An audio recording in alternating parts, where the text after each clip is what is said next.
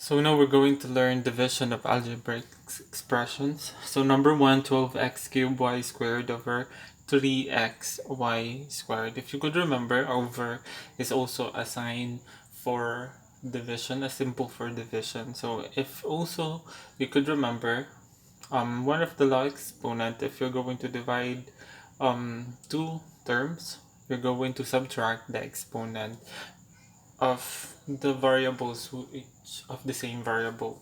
So for example, 12x cubed y squared over 3x y squared is equal to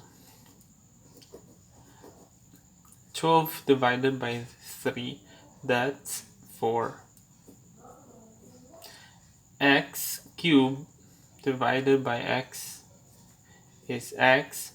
3 minus, if there's no exponent, there's 1. So subtract the exponent. So sa x muna, ang exponent ng mga sa x is 3 at saka 1. So 3 minus 1. So for y, the exponents are 2 minus 2. So 2 minus 2. So yung sa taas muna, first is in the numerator. The exponent in the numerator, 2 minus 2, 3 minus 1. So divide mo to on the numbers, the constants. 12 divided by 3 is 4. Subtract the exponent yung magkaparehong variables. So x, copy x, 3 minus 1, 3 minus 1. Y, copy y, 2 minus 2. So this would become 4. X to the power of 2, y to the 0. Kapag 0, you could also cancel it out. Pwede nyo na yan siyang i-cancel.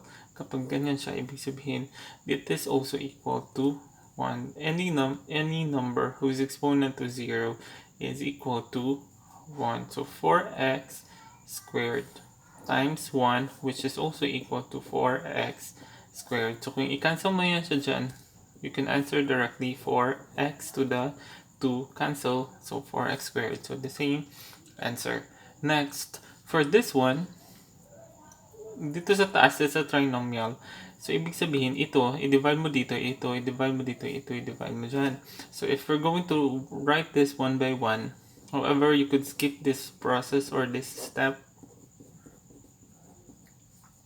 if you know it already. So, kopyahin mo yan siya isa-isa sa taas. 12x cubed, x squared, y cubed, 4x, y squared. I-divide mo bawat isa. Minus 16xy squared over 4xy squared.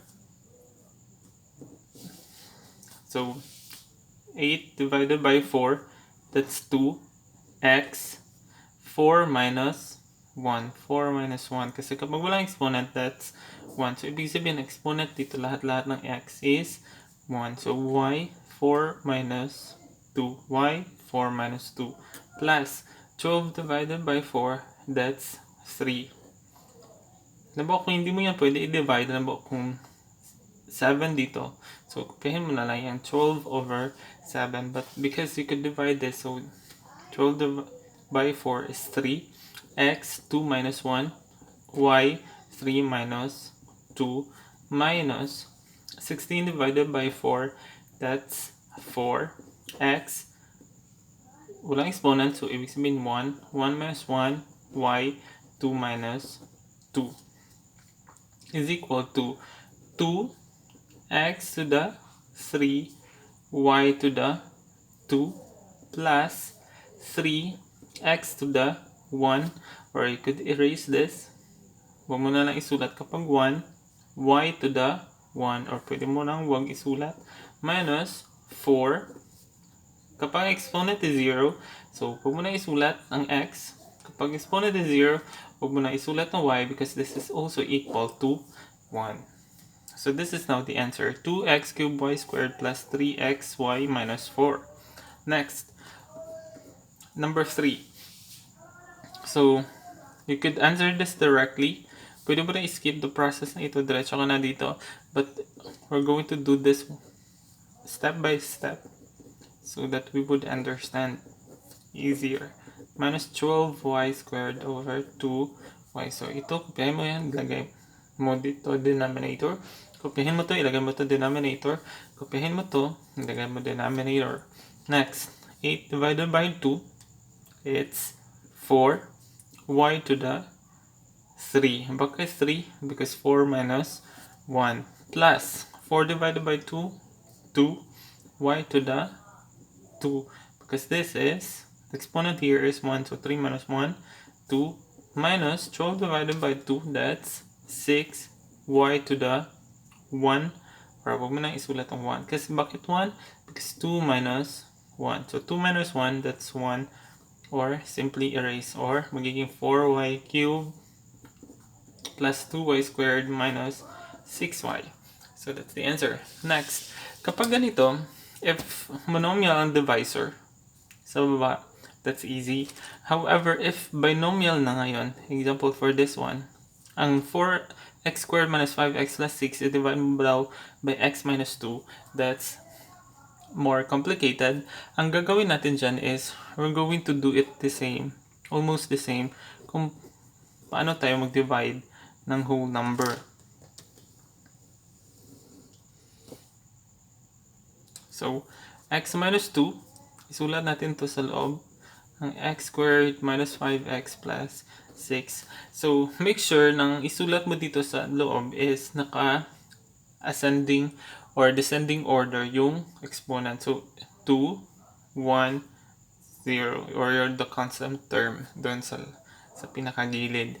So, make sure na magka-descending order yung exponent. Alam ba kung nandito ang cube, may cube dito, so dapat mauna itong cube.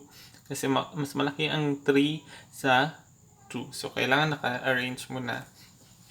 Next, the first step is, itong first, i-divide mo by the first also. Here, ditong first term dito sa divisor, at dividend pala, i-divide mo by the first term in the divisor.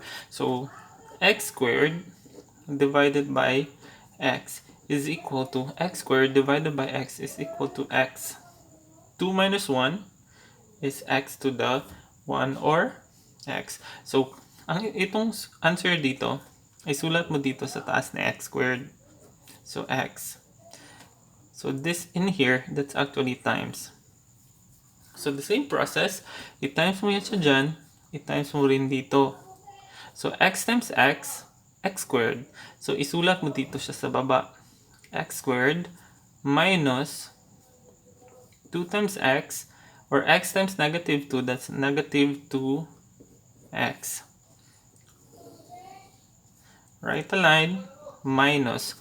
So, if you have to remember, kailangan na makancel ito dito. Kapag hindi mo yan siya makancel, ibig sabihin mali. Or there's something wrong in your answer here, or in the quotient. So, dapat magiging 0 dito. So, 1 minus 1, that's 0. So, 0x squared or 0. So, wag mo na isulat. Negative 5x minus negative 2x is negative 5 minus negative 2. Negative 5 minus negative 2, which is equal to, magiging equal to negative 3. So, negative 3x. So, the same process kapag whole number, i-bring down ka ng isang term. Plus 6. Plus 6. Next, from here, gagawin mo yung first step mo dito. I-divide mo yung first term dito at saka first term dito. So, magiging negative 3x divided by x. So, kapag ganito, ano ba, parehong x dito, you could cancel them, matira na lang is negative 3. Or, ganito kasi yan. Diba, 1 dito, 1 rin yan dyan. So, magiging negative 3x 1 minus 1. So, kapag ang exponent is 0, you could cancel them, magiging negative 3. So, the same process lang, mas madali pa dito. So, isulat mo itong negative 3 dito. Negative 3. So, negative 3. So, pagkatapos mo i-divide, the same process, i-times mo dito. I-distribute mo siya. So, negative 3 times x, that's negative 3x. Again, kailangan magkapareho dito. Kapag hindi magkapareho, ibig sabihin, there's something wrong. So, negative 3 times negative 2, negative 3 yan siya, times negative 2, it's positive 6. So positive 6. So write a line minus any number subtracted to itself. Any number subtracted to itself is 0. So kapag magkapareho, 0 or plus 6 minus 6, that's 0. So this is equivalent to 0. 0 plus 0 is 0. So this is now our answer. So x squared minus 5x plus 6 divided by x minus 2. The answer is x minus 3. So that's the answer. Next, we'll proceed with this one. So x squared minus 11x plus 12 divided by x minus 1. So isulat mo ditong x minus 1 sa labas. Is this descending order? So it's in descending order, so no need to arrange. So kopyahin mo na lang x squared minus 11x plus 12. Next, ang first term, divide mo by x. So x squared divided by x is x to the power of 2 minus 1, 1. So x to the 1 or x. So isulat mo dito x. So 2 minus 1, so 1. So x to the 1. Next, times x times x. Again, times dito. X times x, x squared. X times negative 1, negative 1x. So magkapareho. So probably that's correct. So cancel na ito. Negative 11 minus negative 1. Negative 11 minus negative 1, that's positive or negative 10. So negative 10. So negative 10x plus bring down 12, bring down plus 12.